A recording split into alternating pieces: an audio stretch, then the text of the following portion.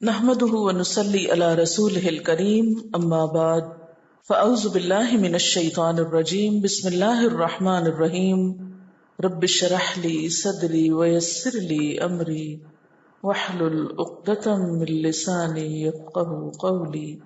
اللہ تعالیٰ کا لاکھ لاکھ شکر ہے کہ جس نے ہمیں انسان بنایا اور مسلمان گھرانوں میں پیدا کیا، ہماری کسی بھی کوشش کے بغیر ہمیں اسلام جیسی نعمت عطا کی۔ کبھی ہم نے غور کیا کہ یہ نعمت ہے کیا؟ یہ نعمت کوئی معمولی نعمت نہیں ہے، یہ نعمت وہ نعمت ہے جو ہمیں ہمارے خالق کی طرف سے ملی ہے۔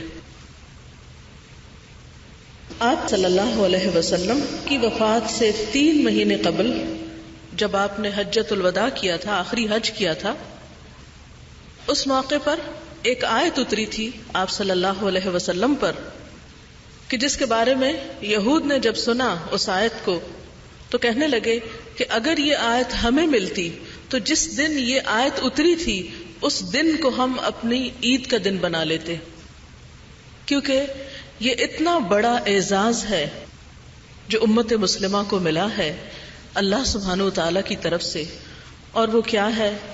الیوم اکملت لکم دینکم، آج میں نے تمہارے لیے تمہارا دین مکمل کر دیا، واتممت علیکم نعمتی، اور اپنی نعمت تم پر تمام کر دی، پوری کر دی، مکمل کر دی۔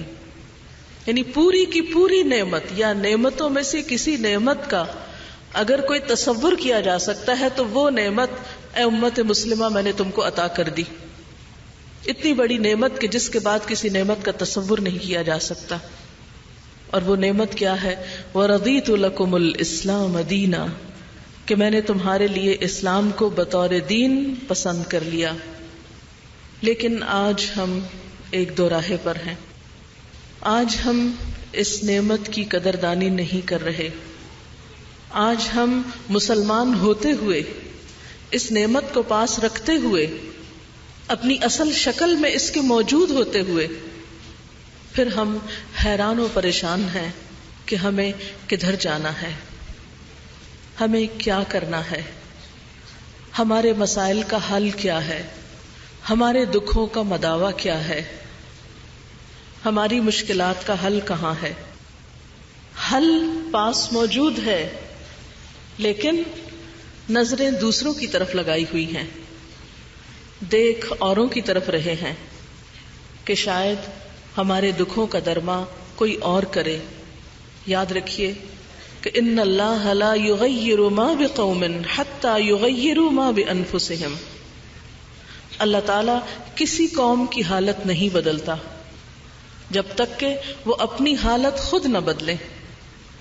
آج مسلمان جس حال میں ہیں یہ حال ان کا بدل نہیں سکتا جب تک کہ ہم میں سے ہر فرد اپنے آپ کو نہ بدلے، جب تک کہ ہم انفرادی سطح پر اور اجتماعی سطح پر اپنے اندر تبدیلی نہ پیدا کریں۔ اگر ہم اپنے اندر تبدیلی پیدا کریں گے، اگر ہم بدلیں گے، اگر ہم اس نعمت کی قدر کریں گے، اگر ہم اپنی پہچان پر فخر کریں گے بحیثیت ایک مسلمان کے، تو ہی ہمارا حال بدل سکتا ہے۔ لیکن افسوس یہ کہ اس وقت تو ہمیں اپنی خوشی منانے کے دن بھولتے جا رہے ہیں، وہ دن ہمارے لیے بور ہو رہے ہیں، عید کے تصور کے ساتھ کوئی خوشی وابستہ نہیں رہی۔ عید کو منانے کا اور باقاعدہ ایک خوشی کے موقع کے طور پر منانے کا ہمارے پاس کیا ایجنڈا ہے، کیا پروگرام ہے؟ اس کے برعکس دوسری تہذیبوں اور دوسری ثقافتوں سے جو کچھ ہم نے برآمد کیا اس پر خوش ہو رہے ہیں، اس کی طرف دیکھ رہے ہیں۔ گویا وہ دین جو ایک مکمل دین تھا، جس نے ہمیں خوشی اور غم کے سارے طریقے بتا دیے، آج اسی دین کے ماننے والے، اسی خیر کے اٹھانے والے، اسی کتاب کے حامل یہ نہیں جانتے کہ خوشی کیسے منائی جاتی ہے اور خوشی منانے کے دن کون سے ہوتے ہیں، اور ہمیں خوشی منانے کے لیے دوسروں کے نظریات، دوسروں کے افکار اور دوسروں کی تہذیب کا سہارا لینے کی ضرورت نہیں۔ لیکن یہ سب کچھ اسی وقت ہو سکتا ہے جب سب سے پہلے ہمارا اپنے اس دین کے مکمل ہونے پر ایمان ہو۔ دوسری بات یہ ہے کہ دنیا اور آخرت کی کوئی بھلائی ایسی نہیں، کوئی خیر ایسا نہیں جس کی طرف ہمیں رسول اللہ صلی اللہ علیہ وسلم نے اس کی طرف نشاندہی نہ کر دی ہو۔ ہمیں آپ صلی اللہ علیہ وسلم نے بہترین طریقے پر رہنمائی عطا کی ہے۔ آپ سب جانتے ہیں کہ اسی حجۃ الوداع کے موقع پر آپ صلی اللہ علیہ وسلم نے 1,40,000 کے مجمع میں کیا فرمایا تھا کہ لوگوں بتاؤ، کیا جو کچھ میرے پاس اللہ کی طرف سے آیا تھا میں نے تم تک پہنچا دیا؟ تو لوگوں نے بیک زبان ہو کر کہا تھا کہ ہاں آپ نے پہنچا دیا، آپ نے امانت کا حق ادا کر دیا۔ اس وقت آپ صلی اللہ علیہ وسلم نے آسمان کی طرف شہادت کی انگلی اٹھا کر کہا تھا، اللہم فاشہد، اللہم فاشہد، اے اللہ تو گواہ رہنا کہ تو نے جو ذمہ داری مجھ پہ ڈالی تھی وہ میں نے ادا کر دی، میں نے امانت ادا کر دی، میں نے اپنی ذمہ داری پوری کر دی۔ گویا اللہ تعالیٰ نے بھی دین مکمل کر دیا۔ جو کچھ ہماری ضرورت تھا، خواہ ہماری جسمانی ضرورت، خواہ ہماری عقلی ضرورت، ہماری جذباتی ضرورت، ہماری روحانی ضرورت، تمام ضرورتوں کا اللہ سبحانہ وتعالیٰ نے بہترین طریقے سے بندوبست کر دیا۔ ہم کیوں نہیں سوچتے کمی کہاں ہے؟ کمی اس دین میں نہیں ہے، کمی اللہ تعالیٰ کی رہنمائی میں نہیں ہے، کمی اللہ کی مدد میں نہیں ہے، کمی ہے تو ہم میں ہے۔ آخر کیوں؟ ہم کیوں نہیں سوچتے؟ کیا آج ہماری زندگیاں اس کی گواہ نہیں کہ ہمارے دلوں میں خوشی نہیں؟ ہم اپنی جذبات کی تسکین کے لیے ایسے بھونڈے طریقے اختیار کرتے ہیں کہ جس میں حلال اور حرام کی پرواہ بھی نہیں کرتے۔ ہم اپنی روحانی تسکین کے لیے کتاب اللہ اور سنت رسول اللہ صلی اللہ علیہ وسلم کو چھوڑ کر ایسے ایسے خود ساختہ طریقے ایجاد کر چکے ہیں اور کرتے چلے جا رہے ہیں کہ جن کا کوئی اینڈ ہی نہیں۔ جس قوم کے پاس سب کچھ ہو، جس کو اللہ سبحانہ وتعالیٰ کی طرف سے اتنی بڑی عنایت ہو، ہر خیر کا راز اسے معلوم ہو، اس کے پاس ہو، اور جسے ہر شر کے بارے میں بتا دیا گیا ہو، یعنی نبی صلی اللہ علیہ وسلم کے ذریعے اللہ تعالیٰ نے ہر نقصان دہ چیز، ہر شر، ہر خرابی اور ہر برائی کے بارے میں ہمیں مطلع کر دیا۔ یعنی کوئی چیز ایسی نہیں جو انسانوں کی رہنمائی کے لیے ضروری تھی اور وہ اللہ تعالیٰ نے بھیجی نہ ہو، اور وہ رسول اللہ صلی اللہ علیہ وسلم نے پہنچائی نہ ہو، بتائی نہ ہو، دی نہ ہو۔ لیکن آج ان چیزوں کی موجودگی میں کہ انا نحن نزلنا الذکر وانا لہ لحافظون، کہ اس ذکر کے نازل کرنے والے بھی ہم ہیں اور اس کی حفاظت بھی ہم کریں گے۔ تو جس رب نے یہ کتاب اتاری، یہ علم اتارا اور ایک یقینی بات ہم تک پہنچائی اور اس کی اویلیبلٹی ہر ہاتھ تک اور ہر جگہ موجود ہے، ان سب چیزوں کے باوجود ہم پھر بھی محروم، روشنی ہوتے ہوئے ہم اندھیرے میں، آب حیات ہوتے ہوئے ہم پیاسے، ہم تڑپتے ہوئے ہم دکھوں میں، عزت دینے والی کتاب کے ہوتے ہوئے ہم ذلیل و رسوا دنیا میں، ہماری کوئی سے نہیں، کوئی ٹھکانہ نہیں، کوئی امن کی جگہ نہیں، ہر طرف سے خطرات ہیں جو امت مسلمہ پر منڈلاتے ہیں۔ آخر کیوں؟ ہم کیوں نہیں سوچتے کمی کہاں ہے؟ کمی اس دین میں نہیں ہے، کمی اللہ تعالیٰ کی رہنمائی میں نہیں ہے، کمی اللہ کی مدد میں نہیں ہے، کمی ہے تو ہم میں ہے۔ ہم ڈیزرو کریں ان سب چیزوں کو تو اللہ تعالیٰ کی مدد آنے میں تو دیر نہیں لگے گی، لیکن بات یہ ہے کہ ہم تو بدلیں، ہم تو اس کی طرف رجوع کریں، ہم تو اس کے ہو جائیں، ہم تو اس کے وفادار بنیں۔ ہم نام اس کا لیتے ہیں لیکن مرضی دل کی مانتے ہیں، ہم بات اس کی کرتے ہیں، طریقوں پہ عمل غیروں کے کرتے ہیں۔ پھر یہ غداری نہیں تو کیا ہے؟ بے وفائی نہیں تو کیا ہے؟ کیا واقعی یہ اس دین کی قیمت ہے؟ کیا یہ واقعی اس دین کی قدردانی ہے؟ نہیں۔ لہذا آج اس دوراہے پہ کھڑے ہو کر ہمیں فیصلہ کرنا ہے کہ ہمیں کس کا بننا ہے، ہمیں کس طرف جانا ہے، ہمیں کس چیز کو قبول کرنا ہے، اپنی شناخت کے حوالے سے، اپنے مستقبل کے حوالے سے، اپنے آخرت کے انجام کے حوالے سے۔ ہم آخر کب تک دین اور دنیا کے بیچ میں گو مگو حالت میں، تذبذب کے عالم میں، بے یقینی کی کیفیت میں، ایک بے چینی کی حالت میں، ایک پریشانی کی حالت میں آخر کب تک رہیں گے؟ کیوں نہیں ہم فیصلہ کر لیتے کہ اے اللہ تو ہمارا خالق ہے، رزق تو ہمیں دیتا ہے، رہنمائی تو نے ہماری کی ہے، زندگی تیرے ہاتھ میں ہے، ہماری موت تیرے ہاتھ میں ہے، پلٹ کر تیری طرف جانا ہے، آخر ہم تیرے کیوں نہ بن جائیں؟ ہم دوسروں کی غلامی سے نکل کیوں نہیں آتے؟ اور سب سے پہلے تو خود اپنے نفس کی غلامی سے، سب سے پہلے تو خود اپنے اندر کے کمپلیکس سے۔ آخر ہم خالق کائنات کی رہنمائی کے ہوتے ہوئے پھر اسلام کے بارے میں شرمندہ کیوں ہیں؟ ہم دین کے احکامات کو پورے فخر کے ساتھ، اطمینان کے ساتھ، یقین کے ساتھ اور پورے اعتماد اور کانفیڈنس کے ساتھ آخر کیوں نہیں لیتے؟ ہمیں اللہ کے آگے جھکتے ہوئے کیوں شرم آتی ہے؟ ہمیں اللہ کی مرضی کے مطابق لباس پہنتے ہوئے کیوں گھٹن ہوتی ہے؟ ہمیں اللہ کے بتائے ہوئے طریقوں کے مطابق اپنی زندگی کے معاملات طے کرتے ہوئے آخر پریشانی کیوں ہوتی ہے؟ وہ کیا وجہ ہے؟ وہ کیا سبب ہے؟ سبب اپنے اندر کی گرہ ہے، اس کو کھولنا ہوگا۔ سبب اپنے اندر کی ایک اٹک ہے جسے نکالنا ہوگا اور پورے کا پورا اللہ کے دین میں داخل ہونا ہوگا۔ قرآن پاک میں اللہ سبحانہ وتعالیٰ فرماتے ہیں یا ایھا الذین آمنوا ادخلوا فی السلم کافہ، اے لوگو جو ایمان لائے ہو اسلام میں پورے کے پورے داخل ہو جاؤ۔ اپنی ذاتی زندگی میں، اپنی اجتماعی زندگی میں، اپنے شادی بیاہ کے معاملات میں، اپنے خوشی اور تہوار کے معاملے میں، ہر چیز میں سب سے پہلے اللہ کی ذات۔ ہم یہ تو دیکھتے ہیں کہ فلاں کیا کہے گا اور فلاں کیا کہے گا، ہم کیوں نہیں دیکھتے کہ جس کی بنائی ہوئی زمین پر ہم کھڑے ہیں اور جس کے اطاعت گزار ہیں ہم، جس کے نام کا کلمہ ہم پڑھتے ہیں اور جس کی طرف پلٹ کر جانا ہے، اس کو ہم کیا جواب دیں گے؟ آخر ہماری وفاداری اسی کے ساتھ کیوں نہیں ہو جاتی؟ آخر ہم سب کی غلامی کا پندہ کاٹ کر صرف اس کے غلام کیوں نہیں ہو جاتے؟ سب سے پہلے جو کلمہ میں اور آپ پڑھتے ہیں لا الہ الا اللہ، اور دنیا کا یہ واحد ایسا کلمہ ہے کہ جو سب سے پہلے لا کہہ کے ہر چیز کی نفی کر دیتا ہے الا اللہ، سوائے اللہ کے۔ جب ہماری زبان یہ کہتی ہے کہ لا الہ الا اللہ تو ہمارا عمل اس کی تصدیق کیوں نہیں کرتا کہ واقعی کوئی الہ نہیں، کوئی بڑا نہیں سوائے اللہ کے، اور مجھے اس کی طرف سے آئی ہوئی بات کو ماننے میں کچھ بھی رکاوٹ نہیں، چاہے میری جان جائے، چاہے میرا مال جائے، چاہے کچھ بھی جائے، مجھے اس کا وفادار ہونا ہے جس کی طرف مجھے پلٹ کر جانا ہے، جس کے سامنے جا کر کھڑے ہونا ہے، جس کے سامنے جا کر مجھے حساب کتاب دینا ہے۔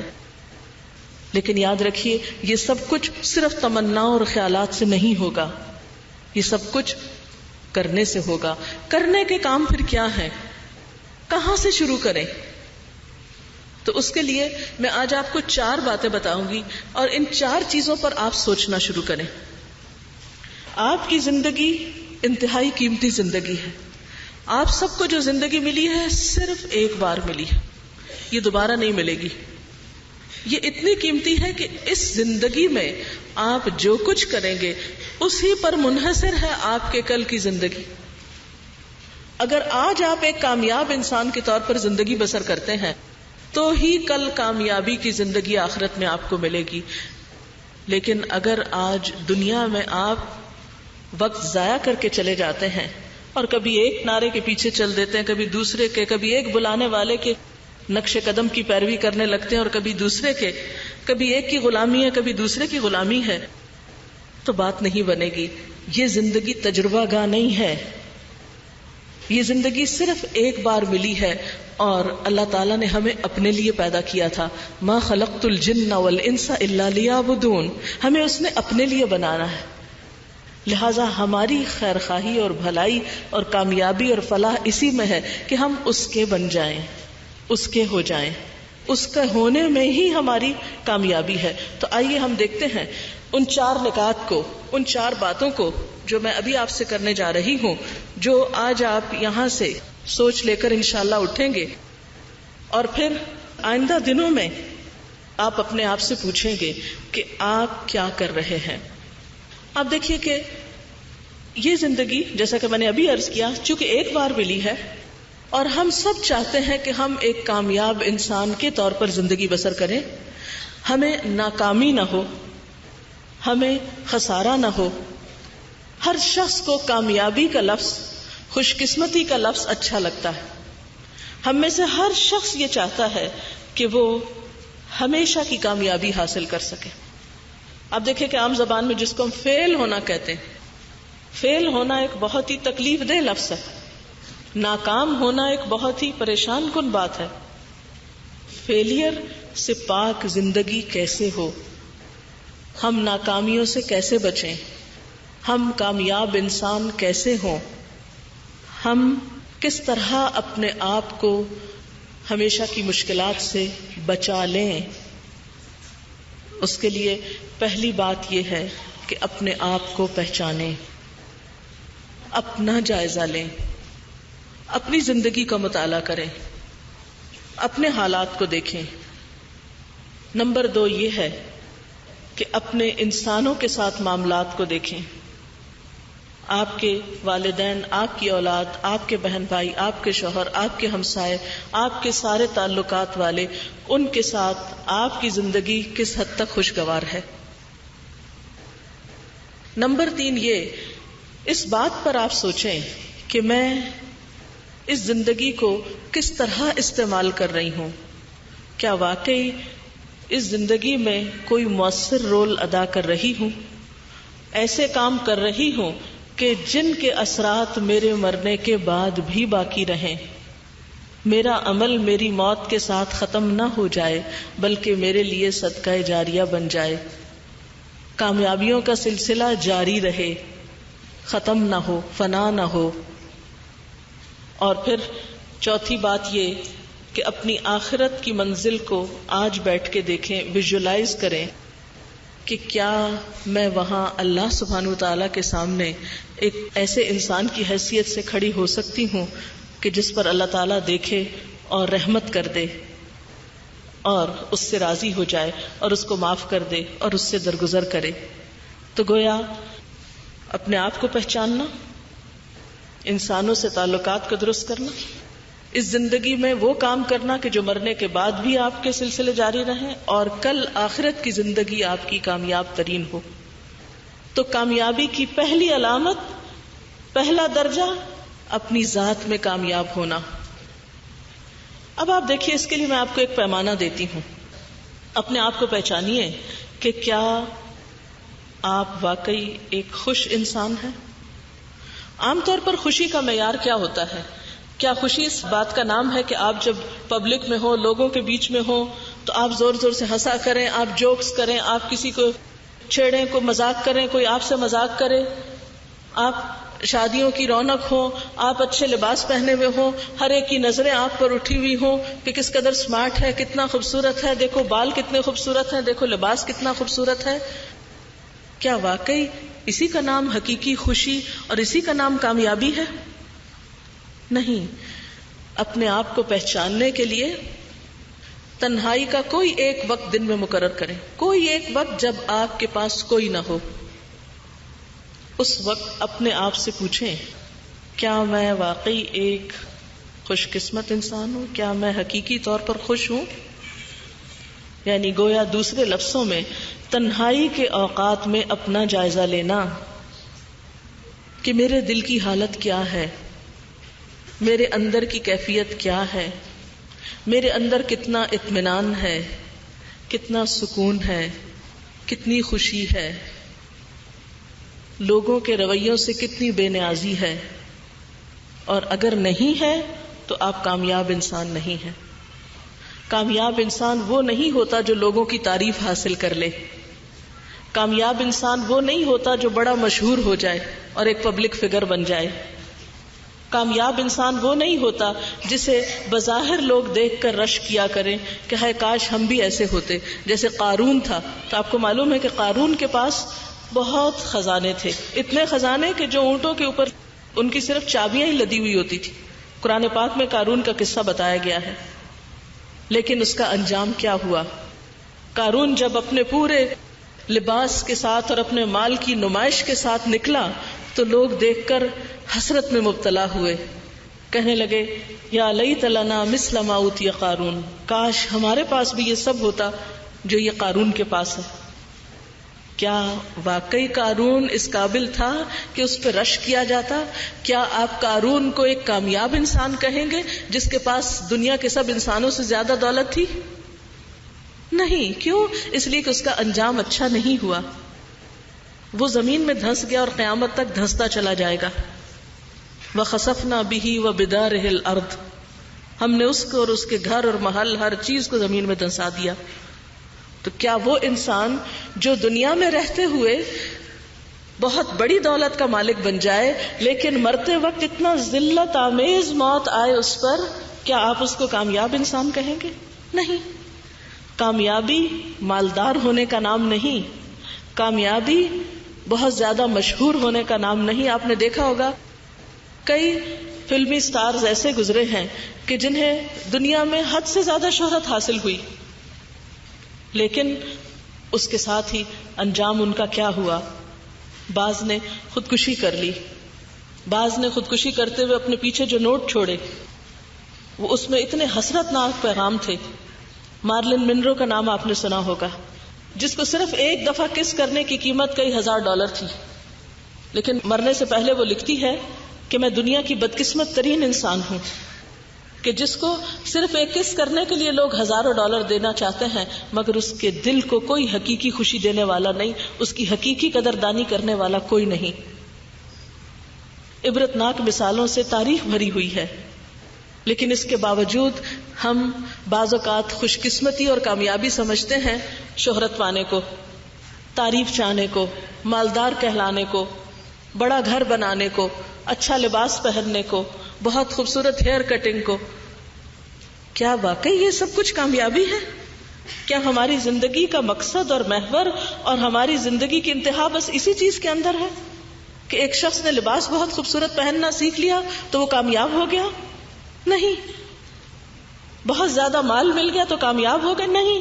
بہت شہرت مل گئی تو کامیاب ہو گئے؟ نہیں. اوناسس کے بارے میں آپ نے سنا ہوگا کہ جو دنیا کا امیر ترین انسان ہے، کہ اس کے پاس ہر چیز تھی، بے شمار جہاز، بحری بیڑے جو زبردست تجارت کرتے تھے، لیکن اس سے جب پوچھا گیا کہ کیا تم اپنے آپ کو خوش قسمت انسان سمجھتے تو اس نے کہا نہیں. اس کو ایک عجیب و غریب بیماری تھی کہ وہ اپنی پلکیں خود نہیں جھپک سکتا تھا. اس کی آنکھوں کو سولوشن ٹیپ سے کھول دیا جاتا تھا اور جب وہ ہٹائی جاتی تھی تو وہ گر جاتے تھے پپوٹے اور وہ سو جاتا تھا. کتنے ہی بے شمار لوگ ایسے ہیں. اور اس سے پوچھا گیا کہ اگر تم اپنی ساری دولت دے کر کوئی خواہش اپنی چاہو کہ پوری ہو تو وہ کون سی ہے؟ تو اس نے کہا ایک دفعہ اپنی مرضی سے آنکھ جھپکنے کی. تو یاد رکھیے بہنوں، ہماری زندگی جس ڈگر پہ جا رہی ہے، جن چیزوں کے پیچھے ہم بھاگ رہے ہیں، جن کو ہم آئیڈیالائز کر رہے ہیں، جن کی حسرتیں ہم دلوں میں لیے ہوئے ہیں، جن چیزوں پر ہم دل مسوس کے رہ جاتے ہیں اور دوسروں کی ظاہری چکا چوند کو ہم کامیابی سمجھتے ہیں، یہ کامیابی نہیں ہے. کامیابی کیا ہے؟ تنہائی میں اپنے آپ سے پوچھیں، جب آپ کے ارد گرد کوئی نہ ہو، جب آپ کسی شادی سے، کسی فنکشن سے لوٹیں جہاں آپ نے بہت کہکہے لگائے ہوں، جہاں آپ کو ڈھیروں تعریفیں ملی ہوں، جہاں آپ کو لوگوں نے بہت اپریشیٹ کیا ہو، اس سے واپسی پر جب آپ تنہا اپنے کمرے میں ہو تو آپ کے دل کا عالم کیا ہوتا ہے؟ کیا واقعی وہاں بھی آپ کے لبوں پہ مسکراہٹ ہوتی ہے؟ کیا وہاں بھی آپ ایک مطمئن انسان ہوتے ہیں؟ کیا آپ تنہائی میں اپنے رب سے باتیں کرنا جانتے ہیں؟ کیا تنہائی میں، کیا کسی بھی لمحے ایسے موقع پر آپ کے اندر یہ خواہش تو نہیں ہوتی یا یہ خیال تو نہیں آتا کہ میں ایک بدقسمت انسان ہوں، یا یہ کہ خوشی حاصل کرنے کا اصل طریقہ اور اصل ذریعہ کیا ہے؟ تو یہ سب کچھ اس وقت ہوگا جب آپ صحیح راستہ اختیار کریں گے. اور وہ کیا ہے؟ اپنی قیمت پہچانیے، اپنی قدر پہچانیے، اپنی زندگی اور اپنے وقت کو داؤ پہ نہ لگائیے، تجربات کی نظر نہ کیجیے، محض دنیا کی ظاہری چکا چوند میں جا کر اپنا وقت برباد نہ کیجیے.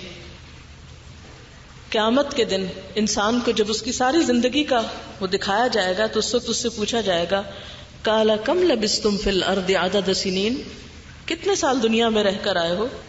قالوا لبثنا یوما او بعد یوم فاسأل العادین.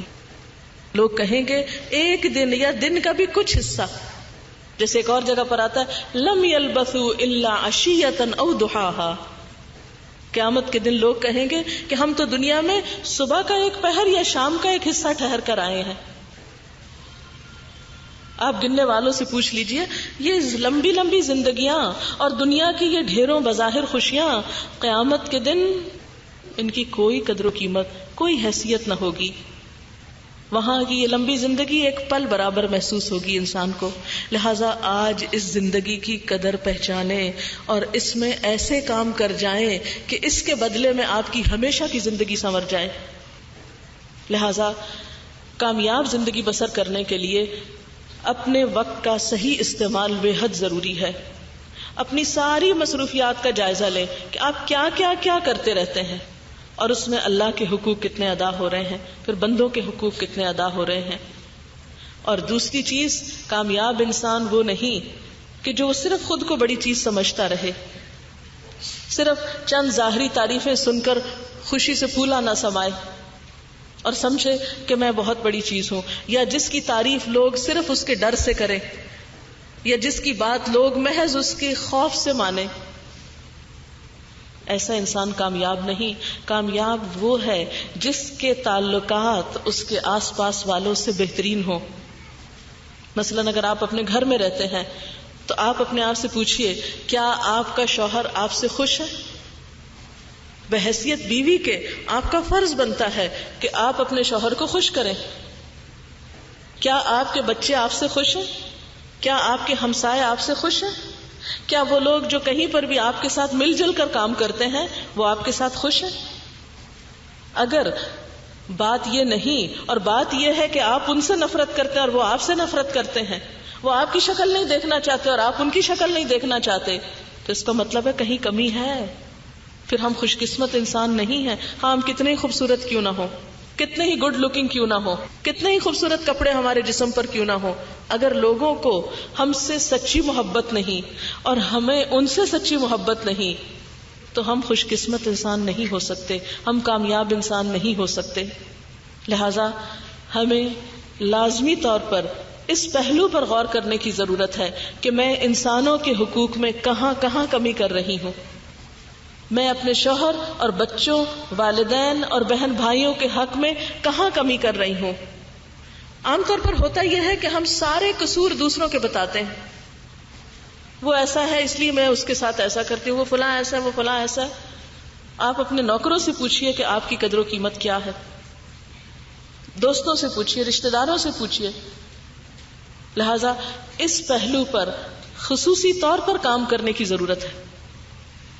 پھر یہ تعلقات کس طرح درست کیے جائیں، کس طرح بہترین ہو سکتے ہیں، یہ کون ہمیں بتائے گا؟ جس طرح پہلے سوال کا جواب کون ہمیں دے گا کہ وقت کا بہترین استعمال کیسے ہو، اور وقت میں صرف مہینوں اور سالوں کا نہیں، گھنٹوں اور منٹس کا، منٹس تو کیا سیکنڈز کا صحیح استعمال. پھر یہ تعلقات کس طرح درست کیے جائیں، کس طرح بہترین ہو سکتے ہیں، یہ کون ہمیں بتائے گا؟ جس طرح پہلے سوال کا جواب کون ہمیں دے گا کہ وقت کا بہترین استعمال کیسے ہو، اور وقت میں صرف مہینوں اور سالوں کا نہیں، گھنٹوں اور منٹس کا، منٹس تو کیا سیکنڈز کا صحیح استعمال. اس لیے کہ وقت اتنی قیمتی چیز ہے کہ اگر ایک لمحہ بھی چلا جائے تو پوری دنیا کی دولت خرچ کر کے آپ اسے واپس نہیں لے سکتے. قیامت کے دن انسان کی زندگی کے بہت سے لمحات اس کے لیے باعث حسرت ہوں گے جن کو اس نے بیکار کاموں میں گزارا ہوگا، بیکار چیزوں میں بیکار وقت ضائع کیا ہوگا، جس میں اس نے کوئی مفید کام نہ کیا ہوگا. انسان اس وقت تڑپے گا اور پچھتائے گا کہ اے کاش مجھے ایک دفعہ مہلت ملتی تو میں اپنے ان سارے اوقات کو بہترین طرح استعمال کرتا. آپ دیکھیے مثلاً کسی کے دولت ختم ہو گئی تو وہ دوبارہ بھی کمائی جا سکتی ہے.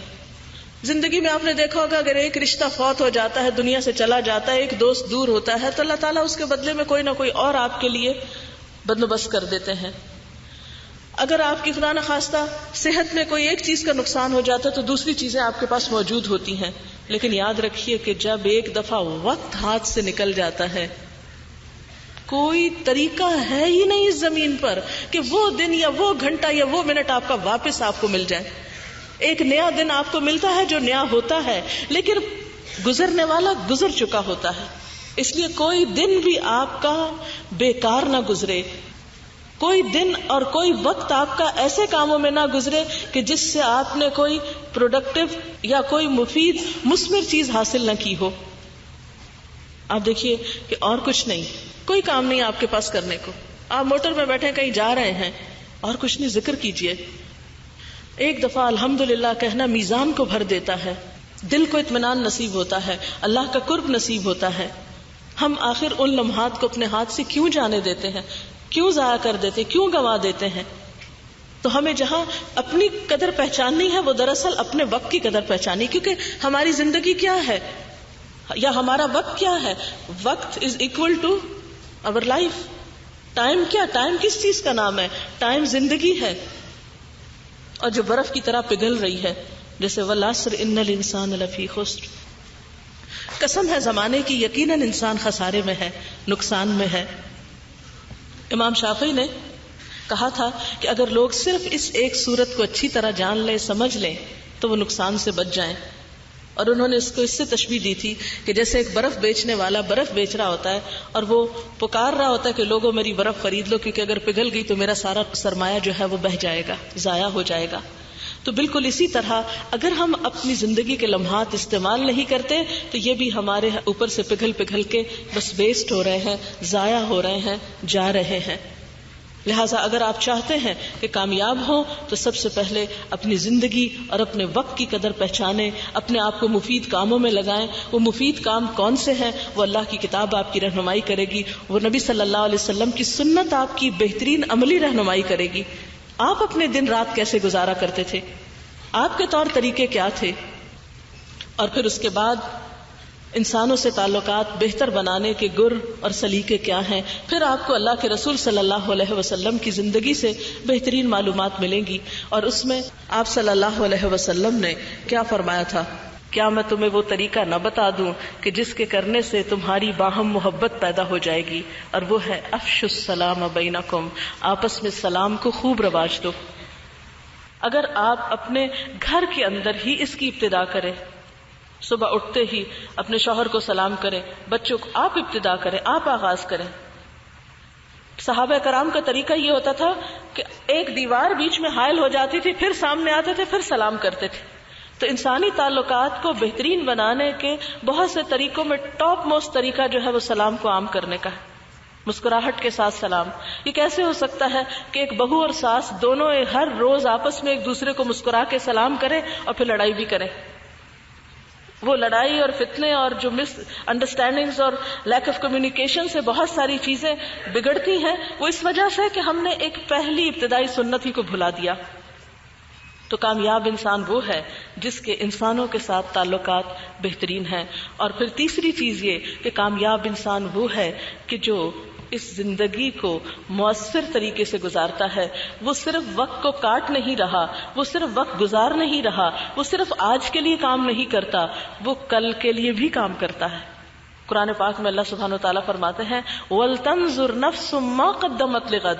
ہر انسان کو یہ دیکھنا چاہیے کہ اس نے کل کے لیے کیا کیا ہے، اس کی آئندہ آنے والی زندگی میں اس نے اپنے لیے کیا آثار چھوڑے، دنیا میں اس زندگی میں مرنے کے بعد اس کے لیے کیا ہے، اس کو کس نام سے یاد کیا جائے گا، اس کے کون کون سے عمل ایسے ہیں جو اس کے لیے صدقہ جاریہ بنیں گے. اور پھر کل کی زندگی میں، آخرت کی زندگی میں جو کامیاب ہے وہی دراصل کامیاب ہے. جو وہاں آگ سے بچا لیا گیا، جو وہاں کی رسوائی سے بچا لیا گیا، وہ ہے اصل کامیاب انسان. تو یہ جو تیسری چیز ہے کہ آپ اس زندگی میں ایک افیکٹو اور مؤثر رول پلے کریں. یعنی ایک تو زندگی ہے کہ بس آئے دنیا میں ایک روٹینی زندگی گزاری اور چلے گئے اور بات ختم. نہ دل میں کوئی تڑپ ہے، نہ امنگ ہے، نہ تمنا ہے، نہ کچھ کرنے کی خواہش ہے، اور نہ ہی اپنے پیچھے کوئی آثار چھوڑنے کی.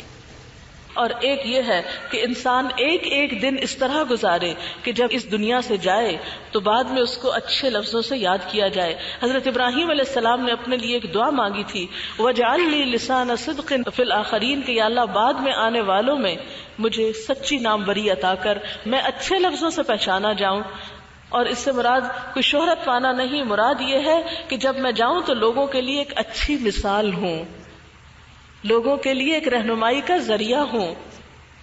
اور پھر آپ دیکھیے کہ بہترین انسان کون ہے. نبی صلی اللہ علیہ وسلم نے فرمایا خیر الناس من ينفع الناس، بہترین انسان وہ ہے جو لوگوں کو نفع پہنچاتا ہے، جو لوگوں کے فائدے کے لیے زندگی گزارتا ہے، جو لوگوں کی بھلائی چاہتا ہے. اور اس میں آپ دیکھیں کہ کتنا ریوارڈ ہے اس کام میں کہ آپ دوسروں کے خیر خواہ ہو جائیں. مثلا ایک بندہ مومن جب اپنے مومن بھائی کے لیے غائبانہ طور پہ دعا کرتا ہے، مثلا آپ کو نہیں پتا اور میں آپ کے لیے دعا کر رہی ہوں یا آپ میرے لیے دعا کر رہے ہیں، تو اللہ سبحانہ و تعالیٰ ایک فرشتہ مقرر کر دیتے ہیں.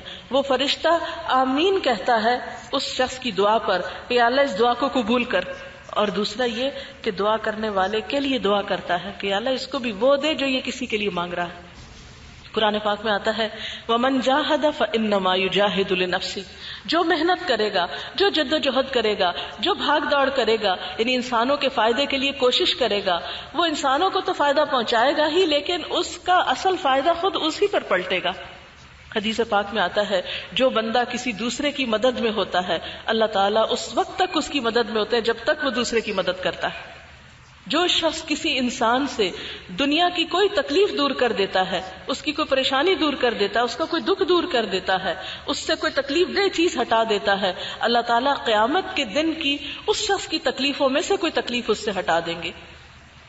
تو گویا کسی کی مدد کرنا دراصل اپنی مدد کرنا ہے، کسی کا خیال رکھنا دراصل اپنا خیال رکھنا ہے، کسی کا شکریہ ادا کرنا. وَمَن يَشْكُرْ فَإِنَّمَا يَشْكُرُ لِنَفْسِهِ، جو شکر ادا کرتا ہے، کسی کے لیے تھینک فل ہوتا ہے، کسی کے احسان کو مانتا ہے، کسی کے لیے مہربانی کے جذبات رکھتا ہے، وہ دراصل اپنے ہی فائدے کے لیے کرتا ہے. تو گویا ہمارا انسانوں کے لیے بھلائی کے کام کرنا، نیکی کے کاموں میں سبقت کرنا، جد و جہد کرنا، بھاگ دوڑ کرنا، یہ سب الٹیمیٹلی خود ہم ہی کو فائدہ دے گا اس دنیا میں بھی اور آخرت میں بھی. آپ سوچئے کہ نبی صلی اللہ علیہ وسلم نے فرمایا انسان جب دنیا سے چلا جاتا ہے تو اس کے عمل کی کتاب بند ہو جاتی. 3 چیزیں بعد میں بھی فائدہ دیتی ہیں. نمبر 1 نیک اولاد جو اپنے ماں باپ کے لیے دعائیں کرتی ہے. نیک اولاد. ہم سب خواتین ہیں، ہم سب سوچیں کہ ہم اپنے بچوں کی نیکی کے لیے اور نیک کاموں کے لیے کتنے حریص ہیں، کتنے کوشاں ہیں. کیا عملی تدابیر ہم نے اختیار کر رکھی ہیں کہ ہمارے بچے نیکی کے راستے پر چلیں. ہم کتنی دعائیں مانگتے ہیں ان کی صلاح کے لیے، بھلائی کے لیے. ہم سب ان کی دنیا کے لیے تو ضرور پریشان ہو جاتے ہیں. بچہ اگر بیمار ہو تو پریشان ہوتے ہیں، بچہ اگر پڑھے نہیں تو سخت پریشان ہوتے ہیں، بچے کو جاب نہ ملے پڑھنے کے بعد تو ہمارا دل کٹ کے رہ جاتا ہے، بچے کی ازدواجی زندگی کامیاب نہ ہو تو ماں باپ کو سکون اور چین نہیں ہوتا. لیکن ہم کیسے مہربان ماں باپ ہیں جو کبھی نہیں پلٹ کے سوچتے کہ ہمارا وہ بچہ جو اللہ کے دین سے دور ہوتا چلا جا رہا ہے، کل آخرت میں اس کا کیا ہوگا. جبکہ اللہ تعالیٰ نے صاف صاف بتا دیا یا ایھا الذین آمنوا قوا انفسکم واہلیکم نارا، اے لوگوں جو ایمان لائے ہو اپنے آپ کو اور اپنے گھر والوں کو آگ سے بچاؤ. ہم والدین کا کیا فرض نہیں کہ اپنے بچوں کو آگ سے بچائیں، ان کی بھلائی کی فکر کریں، ان کے لیے تڑپیں، ان کے لیے دعائیں مانگیں. اور پھر اس میں آپ دیکھیے کہ نیک اولاد جو بعد میں آپ کے لیے صدقہ جاری ہوگی. جب تک وہ بچے زندہ ہیں، جب تک وہ نمازیں پڑھ رہے ہیں اور ربنا اغفر لی ولوالدی وللمؤمنین کی پکار کر رہے ہیں، آپ کو قبر میں بھی اس کا اجر ملتا رہے گا. ایک حدیث میں آتا ہے کہ برزخ میں جب ایک بندہ مومن کا درجہ بلند کیا جاتا ہے، اس کو آپ یوں ہی سمجھ سکتے ہیں جیسے اکانومی کلاس سے کسی کو اپ گریڈ کر کے فرسٹ کلاس میں بٹھا دیا جائے، تو وہ شخص پوچھتا ہے کہ یہ کس لیے، یہ کیسے ہو گیا؟ تو بتایا جاتا ہے کہ یہ تمہاری اولاد کی بخشش کی دعاؤں کی وجہ سے ہوا. یعنی والدین کے مرنے کے بعد اگر اولاد نیک ہے، نیکی کی طرف اس کی رغبت ہے اور ماں باپ کی محسن ہے، شکر گزار ہے، ماں باپ کے لیے دعائیں کرتی ہے، تو انسان کو قیامت سے پہلے برزخ میں اس کی جزا اور اس کا بدلہ ملنا شروع ہو جاتا ہے.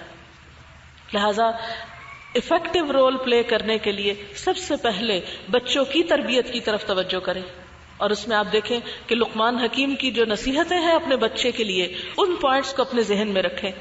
قرآن پاک میں اللہ تعالیٰ فرماتے ہیں وَلَقَدْ آتَيْنَا لُقْمَانَ الْحِكْمَةَ أَنِ اشْكُرْ لِلَّهِ وَمَن يَشْكُرْ فَإِنَّمَا يَشْكُرُ لِنَفْسِهِ.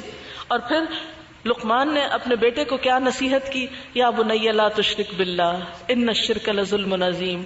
سب سے پہلے تو اپنے بچے کو شرک سے بچایا. لیکن آج ہم کیسے ماں باپ ہیں، کہ جو مشرکانہ تہواروں میں بچوں کو خود مدد کرتے ہیں اور خود ان کو ساتھ شریک کر کے انہیں غلط راستوں پر لگاتے ہیں. پھر اس کے بعد آپ دیکھیں پھر اپنے بیٹے کو لقمان نصیحت کرتے ہیں، اچھے اخلاق سکھاتے ہیں اور نیکی کا حکم دو، برائی سے روکو، وَاصْبِرْ عَلَىٰ مَا أَصَابَكَ. یہ سورۃ لقمان کے اندر آیات موجود ہیں. آپ سب ان آیات کو پڑھ کر اس معیار اور پیمانے پر دیکھیں کہ لقمان کی مثال جو اللہ سبحانہ وتعالیٰ نے قرآن پاک میں دی اور اس کی تعریف کی، تو کیا لقمان حکیم نے اپنے بچے کو جو باتیں سکھائی تھیں ہم نے اپنے بچوں کو وہ باتیں سکھائیں؟ کیا ہم نے ان پر کبھی غور کیا؟ اور پھر آپ دیکھیے کہ کامیاب انسان وہ ہے جو حدیث کا ایک اگلا حصہ ہے کہ مرنے کے بعد انسان کے عمل ختم ہو جاتے ہیں، نیک اولاد کے بعد وہ علم جو لوگوں کو فائدہ دیتا ہے. آپ سب اپنے آپ سے پوچھئے کہ کیا آپ نے کسی کو کوئی خیر اور بھلائی کی بات سکھائی، کوئی کتاب لکھی، کوئی اس سلسلے میں کسی کو کوئی اچھا مشورہ دیا؟ علم کو پھیلانے میں آپ کا کیا کردار ہے؟ آپ کو معلوم ہے کہ نبی صلی اللہ علیہ وسلم کو سب سے پہلا حکم جو ملا تھا، آسمان سے زمین کا رشتہ جب وحی کے ذریعے جوڑا تھا تو سب سے پہلا کام کیا تھا؟ اقرا، پڑھو. اور آج ہمارے ملک کی 67% عورتیں ان پڑھ ہیں. تو جب عورت ہی ان پڑھ ہو، عورت ہی جاہل ہو، تو نسلوں کی نسلیں جاہل ہوں گی، نسلوں کی نسلیں بغیر تربیت کے ہوں گی. کل پڑھ رہی تھی کہ گلگت کے علاقے میں تقریباً 12 اسکولوں کو دھماکے سے اڑا دیا گیا کہ وہ بچیوں کے لیے قائم کیے گئے تھے.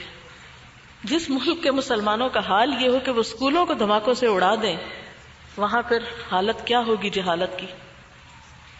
تو ہم جو اس دو راہے پہ کھڑے ہیں اور ہمیں سمجھ نہیں آتی کہ ہمیں کس طرف جانا ہے، تو اس کے لیے اگر ہم کچھ نہیں کر سکتے تو اپنی ذات سے ابتدا تو کریں، جو ہمارے فرائض ہیں ان کو پورا تو کریں.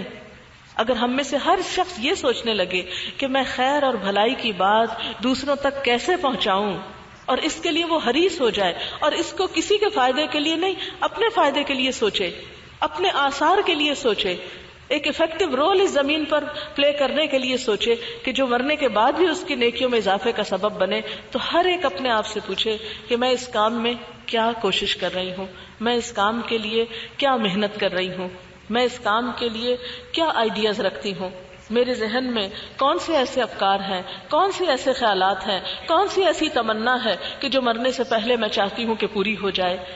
علم کو دنیا میں عام کرنے کے لیے، روشنیوں کو عام کرنے کے لیے، اندھیروں کو مٹانے کے لیے، کیونکہ علم ہی آگہی کا سبب بنتا ہے، علم ہی انسان کو اپنے آپ سے آگاہ کرتا ہے، علم ہی انسان کو خدا شناسی عطا کرتا ہے، اللہ تعالیٰ کی معرفت بھی اسی سے حاصل ہوتی ہے. لہٰذا اس کے عام کرنے کے لیے میں کیا کر رہی ہوں، میں اپنے پیچھے کتنا صدقہ جاریہ چھوڑ رہی ہوں، کیونکہ نبی صلی اللہ علیہ وسلم کا وعدہ ہے کہ علم ينتفع به، وہ علم جس سے لوگ فائدہ اٹھائیں وہ انسان کے آثار میں شمار ہوتا ہے. اور نمبر 3 صدقۃ جاریہ، صدقہ جاریہ کے کام، یعنی صدقہ جاریہ سے مراد ایسے کاموں میں، ایسے پروجیکٹس میں مال لگانا کہ جو آپ کے مرنے کے بعد بھی جاری رہیں، خیر و بھلائی کے کاموں میں، مثلا کسی ہسپتال کی تعمیر میں، کسی سڑک کی ایون تعمیر میں، کسی مدرسے کی تعمیر میں، کسی کنویں کے کھدوانے میں، کسی بچے کو پڑھوانے میں، یعنی کوئی بھی انسانوں کی خیر فلاح و بہبود کا کام جس سے انسانوں کو بھلائی ہو. آج آپ دیکھیں کہ ہمارے کتنے ہی گاؤں ایسے ہیں، کتنے ہی علاقے ایسے ہیں کہ جن میں تعلیم نہیں ہے، بچوں کے پاس کتابیں نہیں ہیں، جانوروں کی سطح پہ زندگی بسر کر رہے ہیں کہ انہیں خبر ہی نہیں کہ علم کس چیز کا نام ہے، ان کے لیے کون سوچے گا، کون کرے گا. تو ایسے فلاحی منصوبوں میں شرکت کرنا، ایسے کام سوچنا کہ جس سے بڑے پیمانے پر انسانوں کی خیر اور بھلائی کا کام ہو سکے، اس میں کچھ نہ کچھ حصہ آپ پرسنلی اپنی طرف سے ڈالیں.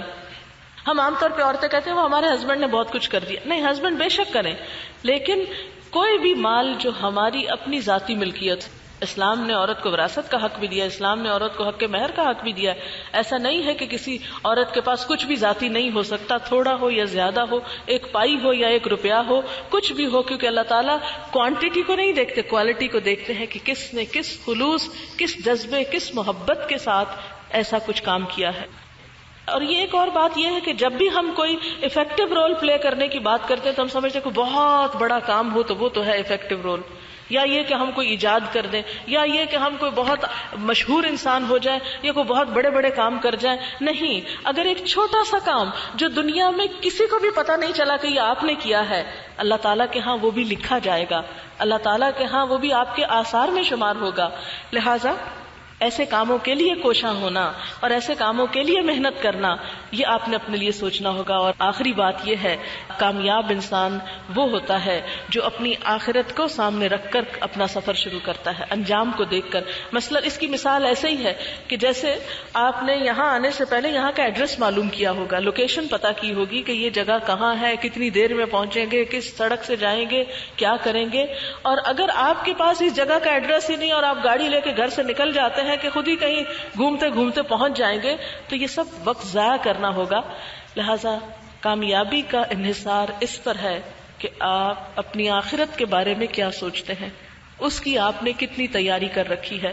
اگرچہ یہ جتنے پہلے سٹیپ میں نے آپ کو بتائے یہ سارے الٹیمیٹلی اسی کی طرف ہمیں لے جاتے ہیں، لیکن ایک انسان دنیا میں کتنا بھی کامیاب ہو، مثلا دنیا میں وہ اپنی ذات میں مگن ہے، بہت خوش ہے، اسے لوگوں سے بے نیازی ہے، اس کے لوگوں ساتھ بھی اچھے ہیں تعلقات، مال و دولت بھی ہے اس کے پاس، اور اسی طرح بڑے بڑے رفائی کام کر رہا ہے، بڑے بڑے منصوبے اور بڑے بڑے پروجیکٹس اس نے بنائے ہوئے ہیں، بڑی شہرت ہے اس کی نیکی کے کاموں کی. لیکن کیا بنے گا اس وقت جب آخرت میں ان کاموں میں سے کوئی چیز بھی کام نہ آئے اور کچھ بھی اللہ کی خاطر نہ کیا گیا ہو اور کسی بھی چیز میں اخلاص نہ ہو. لہٰذا کوئی بھی نیکی کا کام آپ کریں گے تو اپنی آخرت کو سامنے رکھ کر کہ میرا گھر وہ ہے، میری منزل وہ ہے، مجھے وہاں پہنچنا ہے، وہاں کامیاب ہونا ہے. آپ حضرت آسیہ کی مثال کو اپنے سامنے رکھا کریں کہ جب فرعون نے اس پر ظلم کی انتہا کر دی تھی تو انہوں نے کیا دعا مانگی تھی؟ رب ابن لی عندک بیتا فی الجنہ، اے رب میرے لیے اپنے پاس جنت میں گھر بنا دے، اپنے پاس جنت میں گھر چاہیے، تیرے پاس جنت میں جانا چاہتی ہوں. لہٰذا یہ ایک عورت کی دعا ہے. اب آپ دیکھیں کہ ایسی کوئی دعا کسی مرد کی نقل نہیں ہوئی، اللہ نے اس عورت کو کتنی حکمت دے رکھی تھی. کبھی بھی اپنے آپ کو عورت سمجھ کر مظلوم نہ سمجھیں، کمتر نہ سمجھیں، احساس کمتری میں مبتلا نہ ہو اور اس فلسفے کو تو دل سے نکال ہی دیں کہ عورت کچھ نہیں کر سکتی. نہیں، عورت تو نسلوں کو سنوارتی ہے، عورت تو قوموں کی تاریخ بدل دیتی ہے. نسلیں آپ کے ہاتھ میں ہیں، مرد اور عورتوں کی باغ آپ کے ہاتھ میں ہے. اگر آپ ایک رول ماڈل ہوگی، اگر آپ ایک مؤثر کردار ادا کریں گی تو انشاءاللہ العزیز قوم کی تقدیر بدلے گی، امت مسلمہ کی تقدیر بدلے گی. مایوسی کی ضرورت نہیں. پھر ہم دو راہ پر نہیں، ایک ہی راہ پر ہوں گے، اور وہ راہ صراط مستقیم کی راہ ہوگی، وہ راہ اللہ سے ملانے والی ہوگی، وہ راہ جس میں کسی قسم کا کوئی خوف و خطر اپنے دل کے اندر نہیں ہوگا، خواہ وہ راہ آسان ہو یا مشکلات سے بھری ہوئی ہو. لیکن شوق کا سفر، اس کا کچھ مول نہیں. شوق کا سفر جب شروع ہوتا ہے، جب دلوں میں اللہ کی محبت جاگ اٹھتی ہے، جب انسانوں کو اپنی منزل نظر آنے لگتی ہے، جب انسانوں پر اپنی زندگی کے مقاصد واضح ہو جاتے ہیں، جب انسان اپنے دلوں میں پرسکون ہوتے ہیں، جب انسان اپنے ماحول میں پرسکون ہوتے ہیں، جب انسان زندگی میں ایسا مفید انسانوں کی بھلائی کا کام کرتے ہیں کہ جس سے الٹیمیٹلی پھر ان کو سکون دنیا اور آخرت میں ملتا ہے، اور جن انسانوں کی آخرت کامیاب ہوتی ہے وہی دراصل کامیاب لوگ ہیں. اور اس کے لیے وہ جتنی بھی قربانی کریں وہ ان کے لیے کوئی قربانی کی حیثیت نہیں رکھتی. تو اللہ تعالیٰ سے دعا ہے کہ ہمیں بہترین کاموں کی توفیق دے، ہمیں ایک بھرپور زندگی بسر کرنے کی توفیق دے، ہمیں ایک ایکٹیو رول ادا کرنے کی توفیق دے، ہمیں اپنی ذات کو پہچاننے کی توفیق دے، ہمیں انسانوں کی خدمت کی توفیق عطا کر. اور اے اللہ تو ہمیں اپنی آخرت کو بہترین طور پر اس کے لیے محنت کرنے اور سنوارنے کی توفیق عطا کر. اللہ تعالیٰ آپ سب سے راضی ہو، ہم سب کا حامی و ناصر ہو. آپ سب کے لیے دعائیں اور محبتیں. اللہ تعالیٰ آپ کو ہمیشہ دونوں جہانوں میں خوش رکھے اور بہترین کاموں کی توفیق دے. مجھے امید ہے آپ ان 4 نکات پر ضرور غور فرمائیں گے. تھوڑی سی دعا مانگ لیتے ہیں اور اس کے ساتھ ہی پھر اجازت چاہوں گی. سبحان اللہ والحمد للہ ولا الہ الا اللہ واللہ اکبر ولا حول ولا قوة الا باللہ العلی العظیم. اللہم صل علی محمد وعلی آل محمد کما صلیت علی ابراہیم وعلی آل ابراہیم انک حمید مجید. اللهم بارك على محمد وعلى آل محمد كما باركت على إبراهيم وعلى آل إبراهيم إنك حميد مجيد. ربنا آتنا في الدنيا حسنة وفي الآخرة حسنة وقنا عذاب النار. ربنا لا تزغ قلوبنا بعد إذ هديتنا وهب لنا من لدنك رحمة إنك أنت الوهاب. ربنا هب لنا من أزواجنا وذرياتنا قرة أعين واجعلنا للمتقين إماما. يا حي يا قيوم برحمتك نستغيث لا إله إلا أنت سبحانك إني كنت من الظالمين. یا اللہ پاک ہمیں اپنے دین کی قدر کرنے کی توفیق عطا فرما. یا اللہ ہمیں اپنے دین کی قدر پہچاننے کی توفیق عطا فرما. یا اللہ اس نعمت کا شکر ادا کرنے کی توفیق دے. یا اللہ ہمارے دین نے ہمیں جو بھی خیر اور بھلائی دی ہے اس سب سے بھرپور فائدہ اٹھانے کی توفیق عطا فرما. یا اللہ جس جس شر سے ہمارے دین نے ہمیں آگاہ کیا ہے ہمیں ہر اس شر سے محفوظ رکھنا. یا رب العالمین ہماری زندگیوں کو، اس دنیا کی زندگی کو اور آخرت کی زندگی کو کامیاب بنا دے. یا اللہ ہمیں دونوں جہانوں کی بھلائیاں عطا فرما. یا اللہ ہمیں بہترین، فعال اور مؤثر، افیکٹو کردار ادا کرنے کی توفیق عطا فرما. یا رب العالمین جو نعمتیں، جو صلاحیتیں، جو علم، جو مال، جو جسمانی قوتیں تو نے ہمیں عطا کی ہیں ہمیں اپنے راستے میں بھرپور طریقے سے استعمال کرنے کی توفیق دے. یا اللہ ہمیں صدقہ جاریہ کے کاموں کی توفیق عطا فرما.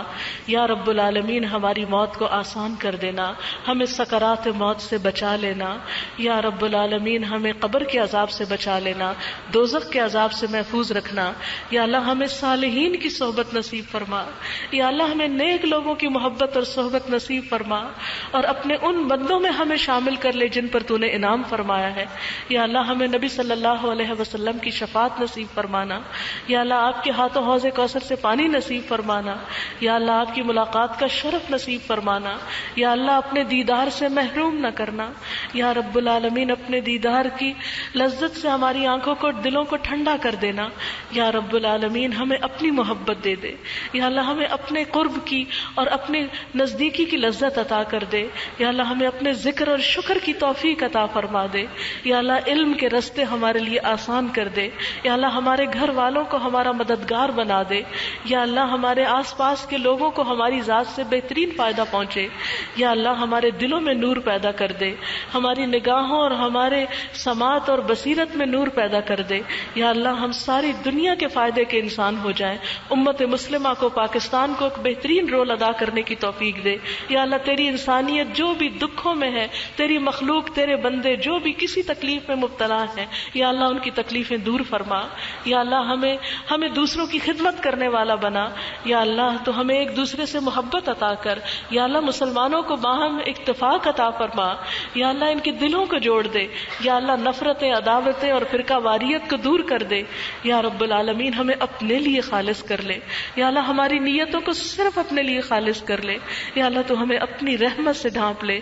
یا اللہ ہمارے گناہوں کی طرف نہ دیکھنا، اپنی رحمت کے ساتھ ہمیں بخش دینا. یا اللہ جنت الفردوس میں جگہ عطا فرمانا. یا اللہ نیک لوگوں کے ساتھ رکھنا. یا رب العالمین تو ہم تمام جو بھی کوئی بیمار ہے ان تمام بیماروں کو صحت کاملہ عطا فرما. یا اللہ جو بھی دکھی لوگ ہیں ان کے دکھ دور فرما. جو اپنے بچوں کی شادی کے لیے پریشان ہیں ان کی پریشانی دور فرما. یا اللہ جو بے اولاد ہیں انہیں اولاد کی نعمت نصیب فرما. یا اللہ تو ہمیں دنیا اور آخرت کی خیر اور بھلائیاں نصیب فرما. یا اللہ سب آنے والوں کو بہترین جزا عطا فرما. انتظام کرنے والوں کے لیے مجلس صدقہ جاریہ بنا دے. یا رب العالمین ہم سب کو خیر و بھلائی سے نواز دے. ربنا تقبل منا انک انت السمیع العلیم وتب علینا انک انت التواب الرحیم. وصلی اللہ تعالی علی خیر خلقہ محمد وعلی آلہ واصحابہ واہل بیتہ اجمعین برحمتک یا ارحم الراحمین. الہی آمین.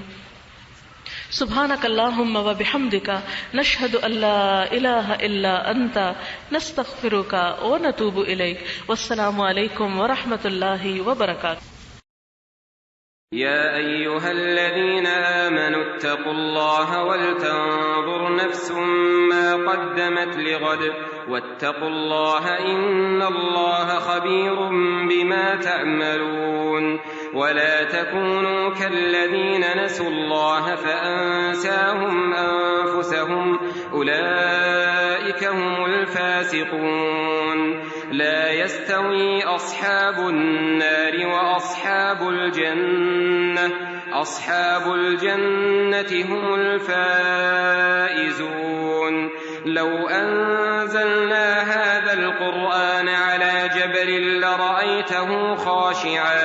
لرأيته خاشعا متصدعا من خشية الله وتلك الأمثال نضربها للناس لعلهم يتفكرون هو الله الذي لا إله إلا هو عالم الغيب والشهادة هو الرحمن الرحيم هو الله الذي لا إله إلا هو الملك القدوس